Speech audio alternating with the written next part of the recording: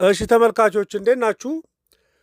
ዛሬ የሆነ ነገር ምርት የሚታይ ነገር የምትሸጡ ሰዎችና አምርታችሁ የሚሸጡ ወይም ደግሞ አስመታችሁ የሚሸጡ ልትሆኑ ትችላላችሁ። ወይም ደግሞ አገልግሎት የምትሰጡ ሰርቪስ የምትሰጡ ሰዎች ዋጋ እንዴት ልታወጡ እንደምችሉ የተወሰነ ልናወራ እንችላለን። በተለይ የሚያዋጣ የሚባለው ዋጋ ስንት ነው?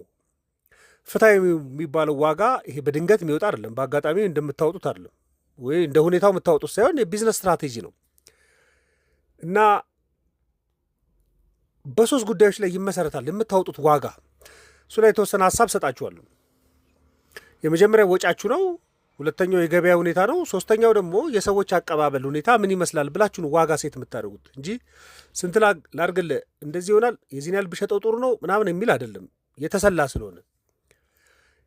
የመጀመሪያው የወጪ ጣሪያችሁ ማወቅ አለባችሁ። ምን ያህል ነው ያወጣችሁት? አትሊስት ያወጣችሁትን ይመልስ። ሚኒመም ሰርቫይቫል የሚባል ፕራይስ አለ። አትሊስት ያወጣችሁትን ይመልስ። ከሱ ነው የምትጀምሩት። አትሊስት ያወጣችሁትን እንዲመልስላችሁ ደግሞ ያወጣችሁትን በዝርዝር መያዝ፣ በዝርዝር ማወቅ አለባችሁ። ለእያንዳንዱ ዕቃ፣ ለድምሩ ሳይሆን ለእያንዳንዱ ዕቃ ምን ያህል እንዳወጣችሁ ማወቅ አለባችሁ። ፍትሃዊ የሚባለው ዋጋ አትሊስት ለእያንዳንዱ ያወጣችሁትን እኩል ብትሸጡት ያወጣችሁትን ትመልሳላችሁ የሚባልበት ደረጃ የመጀመሪያው እሱ ነው። ወጫችሁ ብዙ አይነት ሊሆን ይችላል። ለምሳሌ ለጥሬ ዕቃ ልታወጡ ትችላላችሁ። ግን ያወጣችሁት ጥሬ ዕቃ ለአንዷ ምርት ምን ያህል አስወጥቷችኋል? ለምሳሌ ሳሙና የሚያመርት ድርጅት ለአንዷ ሳሙና የወጣውን ወጪ ማወቅ አለበት። እንቁላል ከሆነ የዶሮ እንቁላል ከሆነ የሚሸጠው ለአንዷ የዶሮ እንቁላል ለማግኘት ምን ያህል ኮስት እንዳደረገ ማወቅ አለበት። ሻማ ከሆነ ሰርቶ የሚሸጠው ለአንዷ ሻማ ስንት አወጣ። ጸጉር ከሆነ የሚቆርጠው ለአንድ ጸጉር ቆራጭ፣ አንድ ጸጉር ተቆራጭ ላይ የሚወጣውን ጠቅላላ ኮስት ማወቅ አለበት። ትምህርት ቤትም ከሆነ አንድ ተማሪ ለማስተማር የሚወጣውን ወጪ ማወቅ አለበት።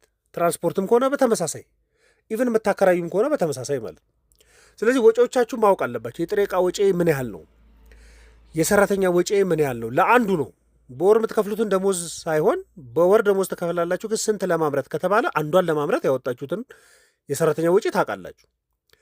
ትራንስፖርት፣ ያችን አንዷን ምርት ለማምረት ያወጣችሁ ትራንስፖርት መታወቅ አለበት። ኪራይ ከሆነ ወራዊ ኪራይ ካለባችሁ በምን ያህል እንደምታምርቱ አውቃችሁ ለአንዷ ምርት ምን ያህል የኪራይ ወጪ ያወጣችሁ እሱም ማወቅ አለባችሁ። ሌሎችም ወጪዎች አሉ።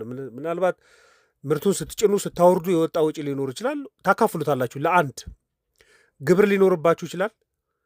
ስለዚህ ጠቅላላ ግብር የምከፍሉት ለአንዷ ምርት ስንት ይሆናል የሚለው ማወቅ አለባችሁ። ሌሎችም ወጪዎች ካሉ ጥንቅቅ ብላችሁ ወጪዎቻችሁ ማወቅ አለባችሁ። ለምሳሌ በቀላሉ አንድ የጀበና ቡና ለማምረት ቡናው 15 ብር ኮስት ቢያደርግ፣ ይሄ ጥሬ የሚባለው ቡና 15 ብር ኮስት ቢያደርግ፣ የሰራተኛ ደሞዝ አንዱ ሲኒ ቡና ላይ 10 ብር ቢመጣ፣ ተከራይታችሁ ከሆነ የምትሰሩት የተከራያችሁበት ወጪ አንዷ ሲኒ ላይ 5 ብር ቢደርስባት፣ ሌሎች ወጪዎች ወደ 5 ብር ቢኖሩባችሁና 35 ብር አንድ ሲኒ ቡናን አፍልቶ ለማዘጋጀት 35 ብር ኮስት ካረጋችሁ አትሊስት 35 ብር መሸጥ ሚኒመም ሰርቫይቫል ፕራይስ የሚባለው እሱ ነው። አትሊስት ከ35 ብር በታች ከሸጣችሁ ትከስራላችሁ። 35 ብር ከሸጣችሁ ያወጣችሁትን መልሶ እዛው ላይ ያለ ይባላል። ከዚህ ነው ማደግ የምትጀምሩት። የመጀመሪያ ፕራይስ ሴት የምታደርጉት ከዚህ ነው። የምትደራደሩት ከ35 በላይ ነው እንጂ ከ35 በላይ ሰርቫይቭ ነው ልትደራደሩም አትችሉም።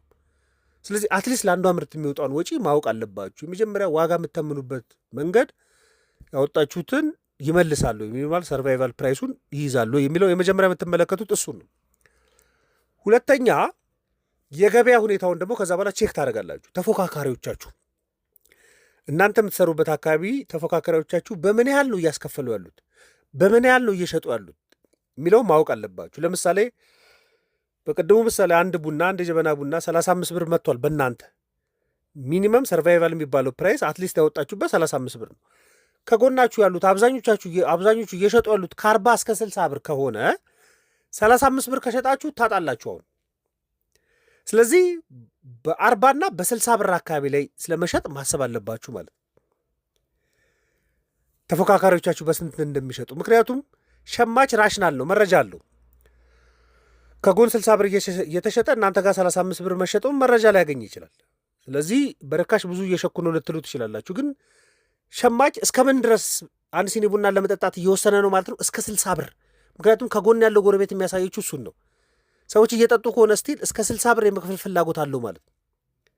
40ና 60ን ሳይኮሎጂካሊ አክሴፕት አድርጓል ማለት ነው ቡና የሚጠቀመው ሰው። ስለዚህ ከ40 እስከ 60 ላይ ለማረፍ ፕላን ታደርጋላችሁ ማለት ነው። ተጨማሪ ፕራይስ አጀስት የምታደርጉበት መንገድ አገኛችሁ።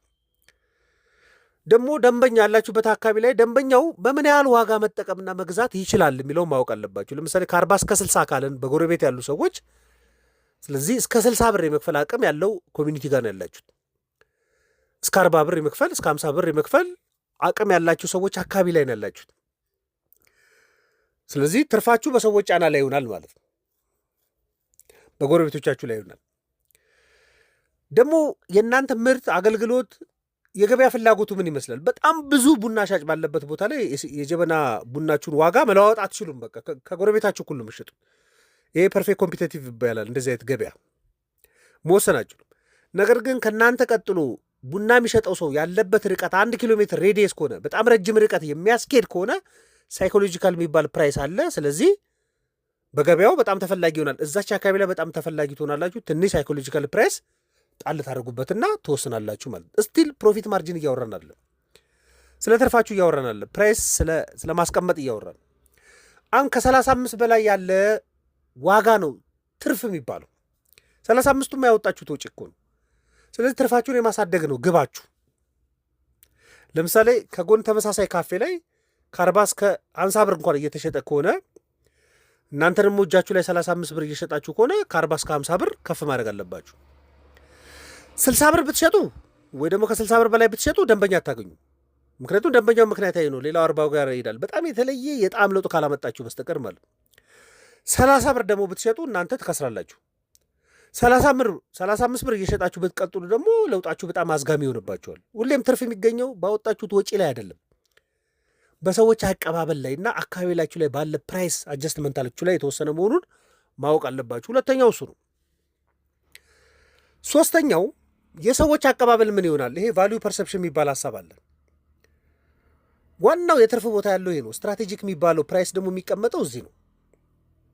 ምክንያቱም ደንበኞቻችሁ ቡና ብቻ አይደለም የሚጠጡት እኮ፣ እቃ የምትሸጡ ከሆነ ደንበኛችሁ መጥቶ እቃ ብቻ አይደለም ከእናንተ የሚገዛው፣ ልምዱን ይገዛል። ከዚህ ቀደም የነበረው ልምድ ከግምት ይከታል፣ ጥራትን ከግምት ይከታል፣ ቦታ ያላችሁበትን ቦታ ከግምት ይከታል። አቧራ ያለበት ቦታ ላይ ቡና መሸጥና ሳር አካባቢ ያለበት ቦታ ላይ ቡና መሸጥ አንድ ሊሆን አይችልም። ቦታ ኢት ማተርስ። ሜክሲኮ መሸጥና ቦሌ ሄዶ መሸጥ የተለያዩ ቦታዎች ናቸው። የብራንድ ጉዳይም አለ። ምርቶቻችሁ የምታወጡ ከሆነ ደግሞ የብራንድ ጉዳይ አለበት። ለዚህ እኮ ነው አንድ ሲኒ ቡና መንገድ ላይ 40 ብር ተሸጦ ጥሩ ወንበርና ዋይፋይ ያለበት ቦታ ላይ ብትሄዱ 60 ብር ሊሸጥ ይችላል። ይሄ የቫልዩ ፐርሴፕሽን ነው። ሌላ ተጨማሪ ማገኘው ነገር አለኝ፣ ቦታው ጥራት አለው፣ አስተናጋጆቹ በጣም ጥሩ ናቸው፣ አቀባበላቸው ጽዳት አለ ምናምን ብሎ ካመነ ከፍ ያለ ሊከፍላችሁ ይችላል።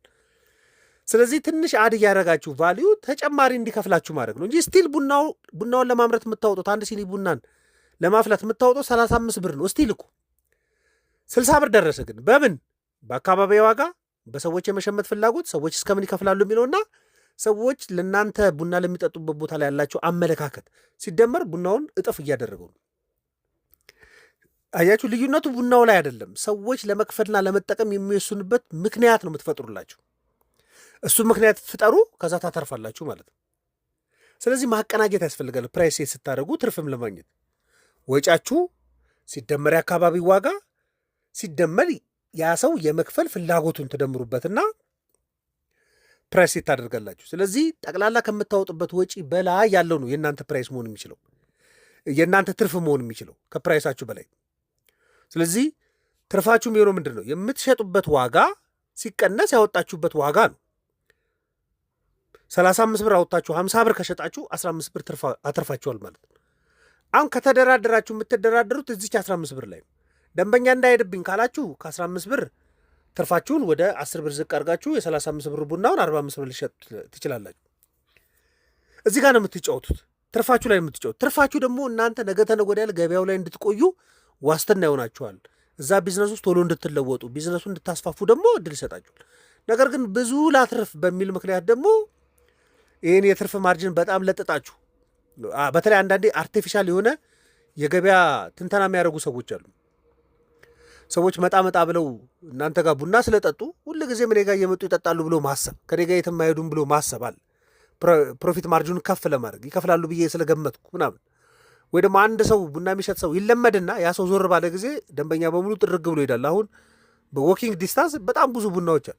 ሳሙና የሚያመርት ሰው፣ ማንኛውን ምርት የሚያመርት ሰው ይህን ሳይኮሎጂ መጠቀም አለበት። ሳይኮሎጂ አይደለም፣ ቢዝነስ ስትራቴጂ ነው እና ፕራይስ የምታወጡበትን መንገድ በደንብ መረዳት ያስፈልጋል። ብዙ ሰዎች ከሌላው ሰው እኩል ቢዝነስ ይጀምሩና የሚከስሩ ሰዎች ታያላቸው። ቴክኒካሊ አላተረፈኝም የሚለው ሀሳብ ከዋጋ ጋር ከወጪ ማኔጅመንት ጋር የተገናኘ ነው። ከበረታችሁ አንድ ሲኒ ቡናን ጥራቱ ሳይጎል ከ35 ብር በታች ማምረት የምችሉበትን ሁኔታ መፍጠር ነው። ወይ ቡናውን የምትገዙበትን ቦታ ሄዳችሁ በተሻለ ፕራይስ ለመግዛት መሞከር ነው። ወይ የሰራተኛ ወጫችሁን ለመቀነስ መሞከር ነው። ወይ የኪራይ ወጫችሁን ለመቀነስ መሞከር ነው። ወይ ሌሎች ወጫቻችሁን ለመቀነስ መሞከር ነው። እዛ ስትራቴጂ ልትጠቀሙ ትችላላችሁ እና ቅድም የጠቀሳችሁ 3ቱን ስትራቴጂ በመጠቀም ዋጋ ሴት ማድረግ ትችላላችሁ። እናንተ እንዴት ዋጋ እያስቀመጣችሁ እንደሆነ ሀሳብ ልትልኩልኝ ትችላላችሁ። በቀጣይ ግን በተለይ የማማከር ስራ የምትሰሩ ሰዎች ወይ ጠበቃ ሊሆኑ ይችላሉ፣ ቢዝነስ ፕላን የሚሰሩ ቢዝነስ የሚያማክሩ ሰዎች፣ ሳይኮሎጂካል ኮንሰልት የሚያደርጉ ሰዎች ደግሞ ፕራይስ እንዴት ሴት እንደሚያደርጉ አቀርብላችኋለሁ። እኛም እሱ ዘርፍ ላይ ስላለን ለዛሬ ነበር። ማንኛውም ሀሳብ አስተያየት ካለ ልትልኩልኝ ትችላላችሁ። ለነበረን ቆይታ በሙሉ ከልብ ከልብ አመሰግናችኋለሁ። መልካም ቀን።